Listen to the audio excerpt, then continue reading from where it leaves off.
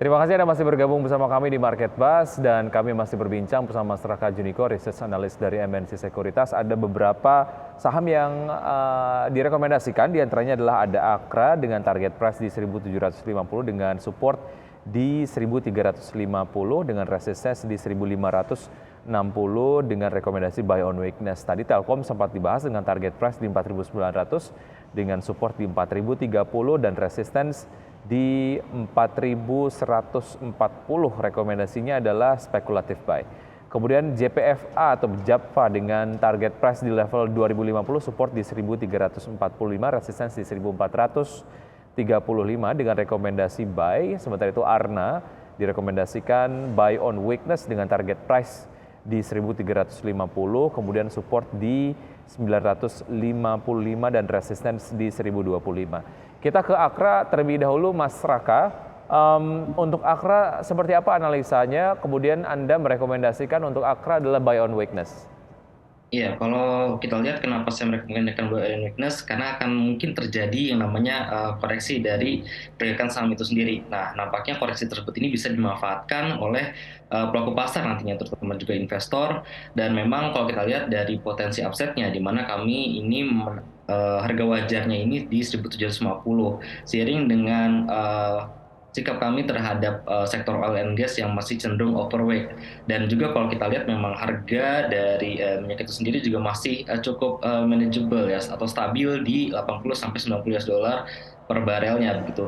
Terlebih juga nantinya dengan sejumlah exposure ke depannya, seiring dengan dari OPEC Plus yang memang ingin mempertahankan harga dari minyak itu sendiri, dan juga dari kondisi tensi politik dari Amerika Serikat sana yang tentunya ke depannya ini masih akan mensolidkan dari harga minyak itu sendiri, begitu Mas. Oke, untuk laba bersih AKR Korporindo ataupun Akra sendiri melesat 96,21% hingga kuartal 3 tahun 2022, sehingga kemudian ini memang menguatkan begitu ya rekomendasi Anda terhadap saham Akra sendiri, yang kemudian kalau kita lihat pergerakan harga sahamnya secara kumulatif di 1 bulanan kemudian juga mingguan itu adalah melemah 2,07% dan 3,4%.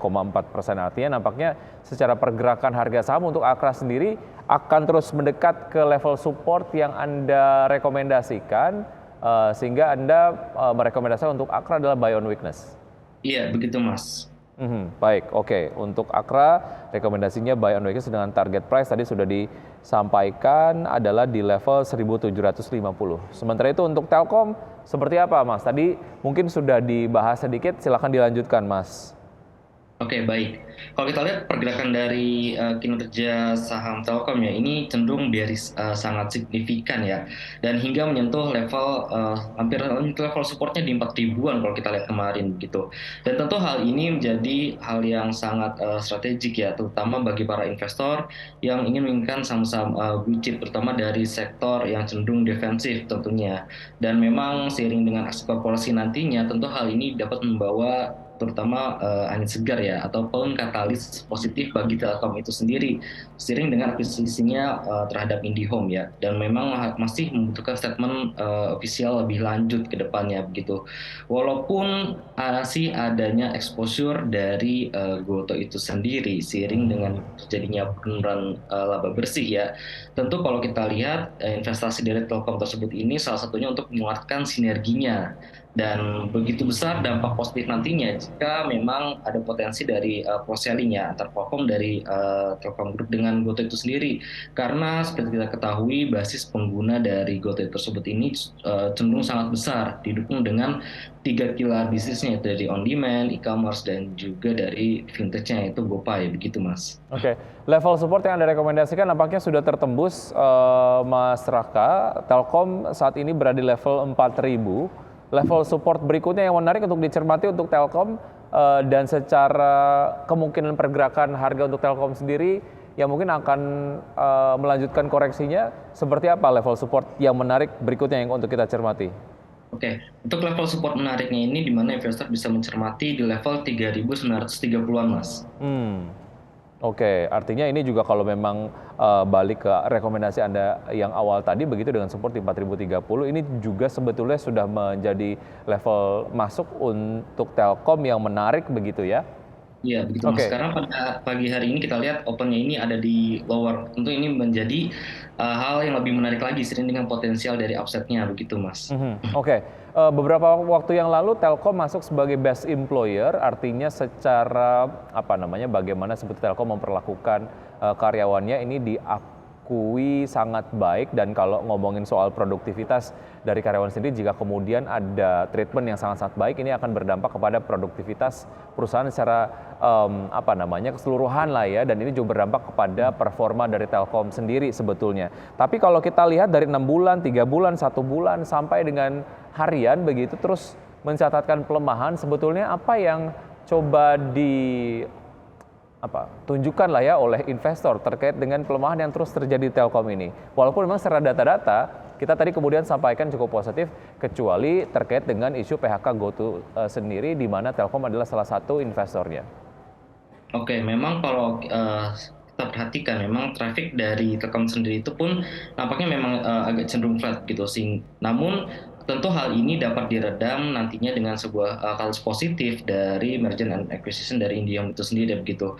Memang kalau kita lihat pergerakan sahamnya ini cenderung ya kadang naik tinggi dan juga cenderung terkoreksi sangat signifikan gitu.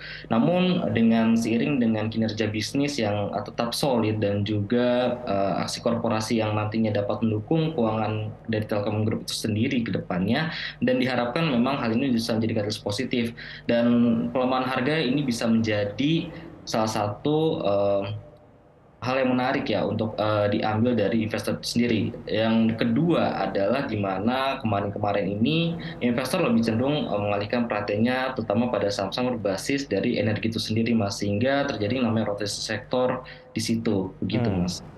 Baik, dari Telkom kita menuju ke Java. Apa yang menarik dari Java, Mas Raka, sehingga kemudian Anda merekomendasikan firm buy ataupun segera masuk lah ya untuk Java sendiri? Oke, saham Java ini sendiri memang sudah sangat terkoreksi dan cenderung sangat raging terhadap universe kami ya Mas. Namun kami melihat di satu sisi ini ada sejumlah katalis positif ya, terutama dari penurunan harga komoditas. Kami memperkirakan kalau untuk panen jagung pada September kemarin dan juga tahun ini akan menjadi lebih tinggi dibandingkan 2021. Artinya dengan supply yang lebih tinggi tentu penurunan harga akan dapat terjadi dan nantinya akan menyehatkan margin dari Java itu sendiri di tengah kenaikan di tengah masih tingginya harga dari komoditas soybean meals begitu. Dan lalu juga kalau kita lihat secara historikal untuk harga ayam broiler dan juga DOC ini memang pada Oktober ini sangat terkontraksi dalam dan tentu ini cenderung meleset dari estimasi kita sebelumnya sebenarnya. Namun secara historikal ini biasanya untuk bulan Desember di mana ada festive season, ini harga dari broiler dan juga DOC akan perlahan untuk naik dan juga stabil. Terlebih nantinya pemerintah berencana untuk mengadakan semacam cooling program gitunya dan untuk mengantisipasi dari overstock begitu Mas. Oke, kalau dilihat dari beberapa reasoning yang Anda sampaikan tadi, nampaknya secara fundamental untuk Java sendiri ini sangat menarik, tapi kemudian kalau dilihat dari support dan juga resistance yang Anda sampaikan, jaraknya nampaknya cukup pendek. Apakah Anda merekomendasikan untuk Java mainnya pendek saja, tapi mengapa Anda tidak merekomendasikan jangka panjang, mengingat Anda tadi menyampaikan berbagai macam reasoning fundamentalnya, ini nampaknya bisa buat sebagai alasan untuk bisa masuk ke Java untuk investasi jangka panjang? Iya, untuk target price sendiri tadi sudah disampaikan ada di 2025 ya Mas. Baik. Dan sementara harga ini memang cenderung terkoreksi dan hampir menyamai dari pergerakan dari bulan Mei tahun 2022 begitu. Sehingga memang kalau dari jarak support dan resisten ini memang cenderung pendek gitu. Namun kami yakin support Java ini cukup kuat di level yang telah kami tentukan dan memang ada semacam sedikit level resisten yang memang harus diuji dari Java itu sendiri. Kalau nantinya level resisten tersebut tertembus, kemudian nantinya akan berpotensi untuk menguji level resisten berikutnya yang kami tetapkan ada di level 1460-an begitu. Oke. Karena memang dari secara teknikalnya Mas, memang Java ini harus menguji resistennya yang tadi sudah ditetapkan dan juga cenderung kenaikan harga pada 2 hari sebelumnya ini cenderung sangat drastis begitu Mas. Oke, Java di target pas 2050 secara proyeksi akan tercapai dalam jangka waktu 6 bulan? Kami lebih melihatnya kepada 7 sampai 9 bulanan nanti, Oke, Mas. baik. Kemudian dari Java kita ke Arna, Mas. Seperti apa analisisnya untuk Arna? Oke, Arna sebagai leading ya dalam industrinya, itu industri keramik begitu. Kami tetap memasang overweight ya ataupun buy terhadap Arna itu sendiri meskipun nantinya ada potensi kenaikan dari harga gas itu sendiri yang tadinya dari 6 USD MMBTU menjadi 7 MMBTU begitu. Namun dalam model kami di mana yang tadinya ketika asumsi harga gas ini sebesar 6 USD per MMBTU, ini margin untuk gross profit ini 40%. Nah, setelah kami naikkan dengan ke 7 MMBTU ini, ternyata margin hanya terkontraksi 2%. Artinya masih ada GPM yang bisa diberikan itu sebesar 40%. Hal ini terjadi juga seiring dengan efisiensi pada pemakaian manufaktur dari gas itu sendiri begitu. Dan kalau kita lihat secara historical area itu sendiri, di mana GPM ini tentu sangat melesat dibandingkan pada 3 ataupun 4 tahun yang dimana GPM itu masih belasan persen gitu, begitu Mas. Baik, oke. Itu tadi saham-saham yang direkomendasikan ada Akra, Telkom, kemudian Java dan juga Arna. Mas Raka, terima kasih sudah bergabung bersama kami di Market Buzz. Terima kasih untuk analisis komprehensif dari Anda. Sukses untuk Anda, sampai jumpa. Baik, dan pemirsa itu tadi dia perbincangan kami bersama Mas Raka Juniko, Research Analyst MNC Sekuritas. Namun sebelum kita akhiri segmen Market Buzz, kita ke data mengenai pembukaan IHSG di beberapa menit yang lalu di perdagangan sesi 1. Untuk IHSG melemah 0,03% di level 7.033,413. Kemudian Jakarta Islamic Index menguat 0,07% di level 613,436. LQ45 melemah 0,24% di level 1002,625.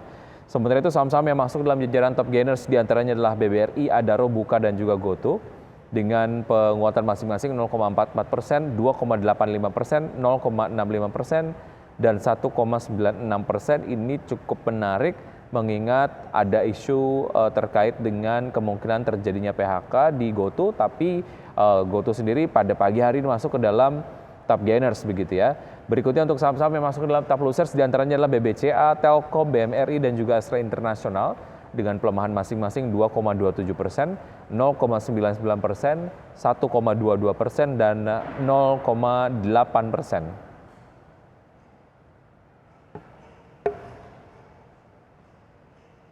Baik, pemirsa, tadi perbincangan yang sudah kami lakukan dan juga analisis terkait dengan saham-saham yang direkomendasikan dan juga dari IHSG begitu. Tapi keputusan investasi kembali ke Anda.